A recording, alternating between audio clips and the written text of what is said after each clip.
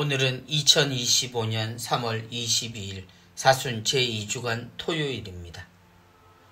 성부와 성자와 성령의 이름으로 아멘.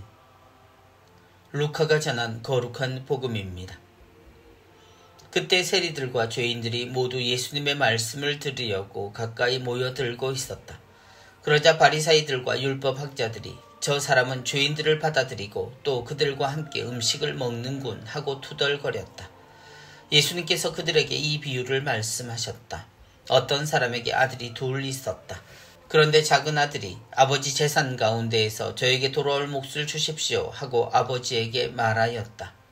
그래서 아버지는 아들들에게 가산을 나누어 주었다. 며칠 뒤에 작은 아들은 자기 것을 모두 챙겨서 먼 고장으로 떠났다. 그러고는 그곳에서 방종한 생활을 하며 자기 재산을 허비하였다. 모든 것을 탕진하였을 즈음 그 고장에 심한 기근이 들어 그가 공공에 허덕이기 시작하였다. 그래서 그 고장 주민을 찾아가서 매달렸다.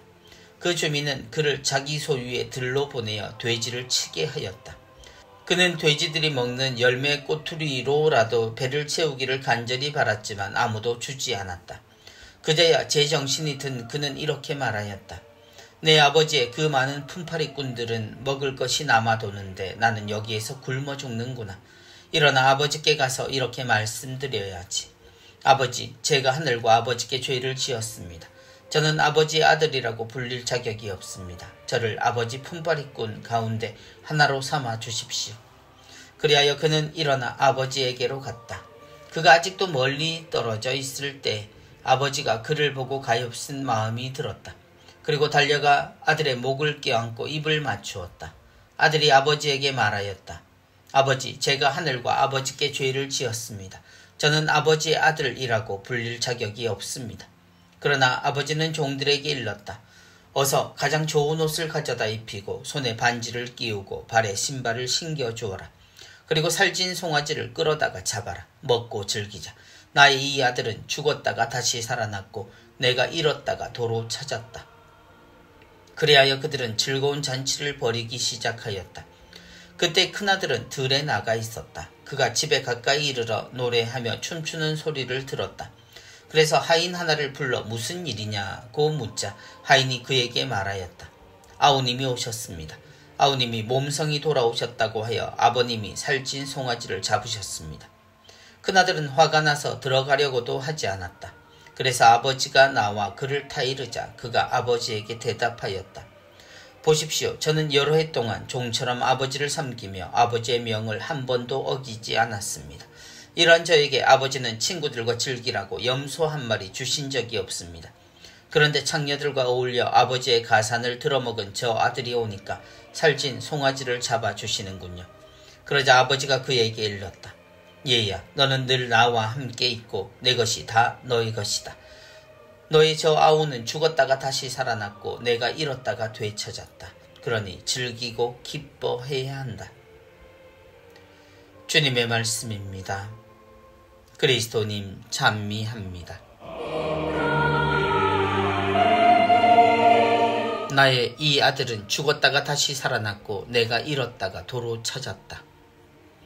하느님과 그분의 사랑을 드러내는 이야기가 등장합니다. 우리가 기억하는 대로 이름이 바뀌는 이 이야기는 용서의 가치는 동일하지만 돌아온 아들에게 초점을 두느냐 아니면 용서하시고 사랑하시는 아버지께 초점이 있는가에 따라 돌아온 탕자이기도 했다가 자비로우신 아버지로 불리곤 합니다.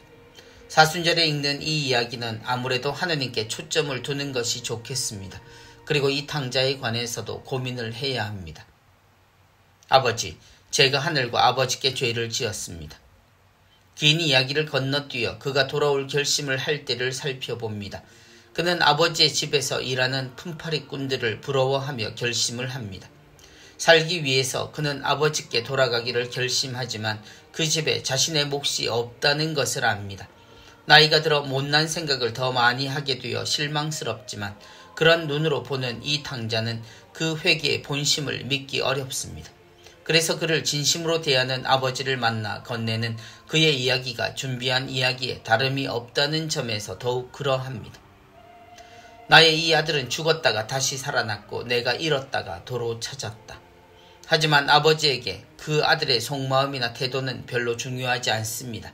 아버지는 아들의 달라진 태도나 그의 말이 문제가 아니라 그저 아들이 다시 돌아왔다는 것에만 집중합니다.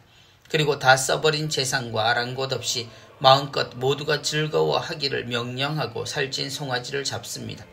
그것이 자신을 떠나지 않은 큰아들과 자신의 몫이라는 사실은 잊혀진 지 오래입니다. 그러니 즐기고 기뻐해야 한다. 우리는 가끔 하느님과 우리의 사랑을 비교하고 그분은 한없이 자비롭고 너그러우시며 사랑을 베푸시나 우리는 속 좁고 한계 속의 존재라고 말합니다. 마치 큰아들의 정당한 투장과 같이 말입니다. 그러나 우리에게 하느님은 여전히 같은 이야기를 하십니다.